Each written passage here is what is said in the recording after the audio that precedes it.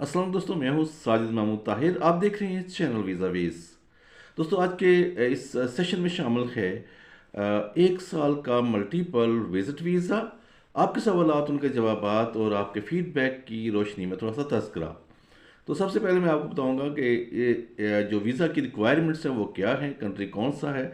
अगर आपको ये कहा जाए कि आपको ये वीज़ा एक साल का मल्टीपल पाकिस्तानी रुपीज़ में 33,605 का मिल रहा है, इंडियन रुपीस में 9,687 का मिल रहा है, नेपालीस रुपीस में 15,535 का मिल रहा है, और बांग्लादेशी टका में 12,921 का मिल रहा है, तो आप क्यों ये वीज़ा नहीं लेंगे? एक साल का मल्टीपल वीज़ा और विज़िट का वीज़ा है, तो अगर आपने ना भी जाना हो तभी मेरे ख्याल से इस वीज़े को हासिल कर लेना चाहिए। तो आप यकीन ये सवाल भी करेंगे, मुझे पता है आपने जो व्यूअर्स हैं ओके जी, आपने लिया कि नहीं लिया। तो जनाब, मैं आपको ये बताता चलूँ कि मेरे पास जो है वो बड़े कंट्रीज़ के वीज़े हैं जिसके बिना पर मुझे इस मुल्क के वीज़े की ज़रूरत नहीं होती। मैं जब भी जाऊँ ऑन अराइवल वीज़ा मिल सकता है। तो जनाब, बढ़ते हैं इसकी रिक्वायरमेंट की तरफ। सबसे पहले मैं आपको बताऊँ कि इसकी रिक्वायरमेंट बहुत ही सिंपल और सादा है। इसकी रिक्वायरमेंट में जनाब आपका पासपोर्ट है, उसकी वैलिडिटी मोर देन 6 मंथ्स है। 6 माह से ज़्यादा उसके जो है ना वो वैलिडिटी होनी चाहिए। और उसके बाद जनाब आप रिटर्न टिकट लेंगे। जब भी आपका ट्रैवल का प्लान है आप उसका रिटर्न टिकट लेंगे, और आपने अकोमोडेशन कंफर्म करानी है।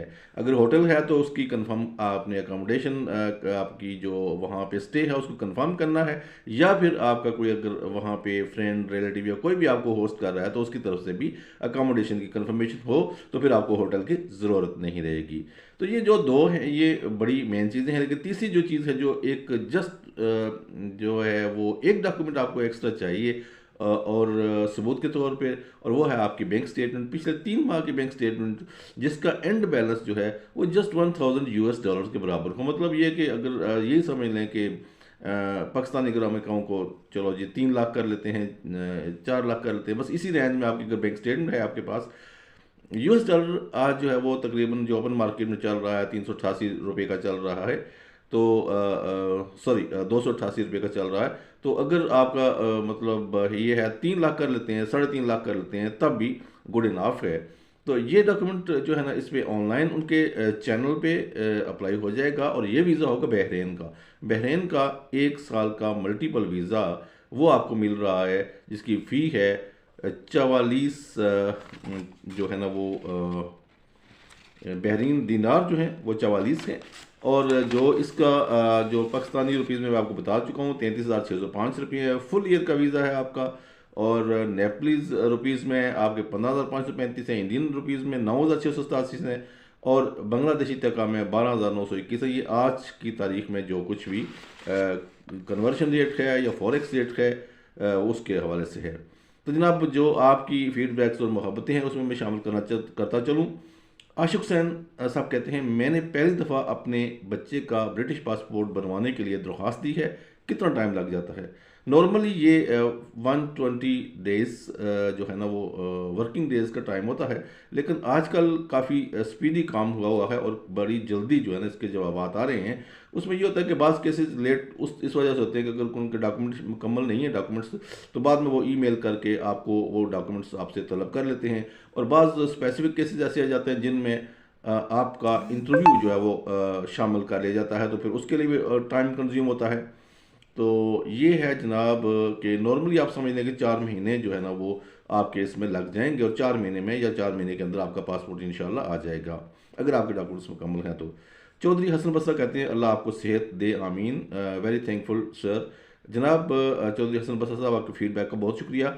अब्दुल वकार, हाँ जी अब्दुल वकार ही हैं, कहते हैं मुझे बेल्जियम विजिट वीज़ा अप्लाई करना है, वीज़ा मिलने के लिए कितने चांसेस हैं?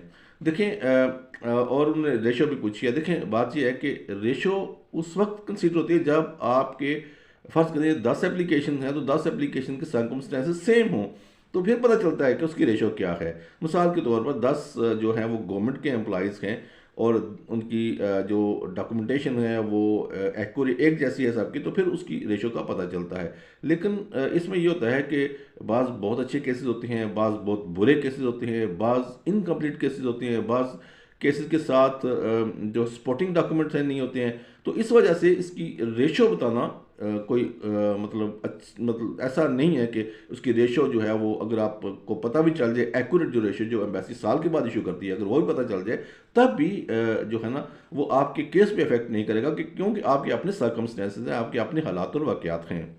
ऐसा भी देखने में आया है कि एक घर में अगर दो भाई हैं तो एक के हालात मुख्तलिफ होंगे, दूसरे के मुख्तलिफ होंगे, तो उन दोनों की वीज़ा रेशो भी कंसीडर नहीं की जा सकती। उम्मीद है कि आपको मेरी इस बात की समझ आ गई होगी।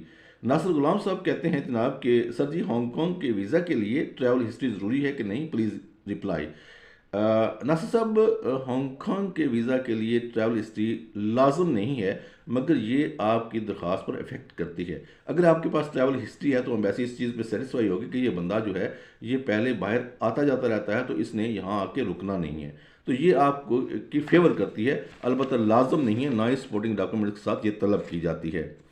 बाद में वीज़ा ऑफिसर आपसे मांग सकता है अगर आपकी ट्रैवल हिस्ट्री है तो। अगर जनाब विलेज एग्रो से आईडी से जनाब लिखते हैं, भाई मैं बांग्लादेश से हूँ, मैं 4 माह पहले तुर्की से वापस आ चुका हूँ, मुझे 2 साल के लिए बैन किया गया था, मैं फिर से कैसे जा सकता हूँ, प्लीज़ सर बताइए, कोड 113 है।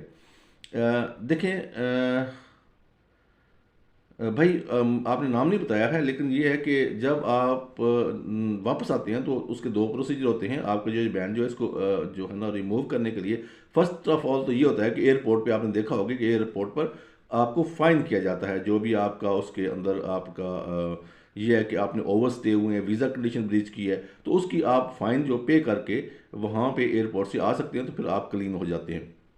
दूसरी सूरत में यह है कि बहुत कम टाइम होता है, गालबन 5 से 7 दिन का टाइम होता है कि जब आप पाकिस्तान रह जाते हैं फ़र्ज़ करें, या अपने मुल्क कंट्री में चले जाते हैं, तो फिर उस टाइम के अंदर आपको वो फ़ाइन जो एम्बेसी में पे करके तो अपने आप को क्लीन करा सकते हैं। लेकिन आप चूँकि आपका टाइम काफ़ी हो चुका, आप 4 माह हो गए हैं, तो इसलिए वो तो आपका जो चांस था वो ख़त्म हो गया है। तो अब इसमें आपका ये बैन कुछ मेरी नज़र में या मेरी जो नॉलेज है उसके मुताबिक ये बैन रिमूव नहीं हो सकता। अलबत्ता आप किसी और कंट्री में ट्राई कर लें। आखिर में तारिक महमूद साहब हैं, ये कहते हैं जी गुड इन्फॉर्मेशन सर, बहुत शुक्रिया तारिक साहब, आपने टाइम निकाला और हमारी वीडियोज़ देखी। Thank you so much. अल्लाह निगहबान।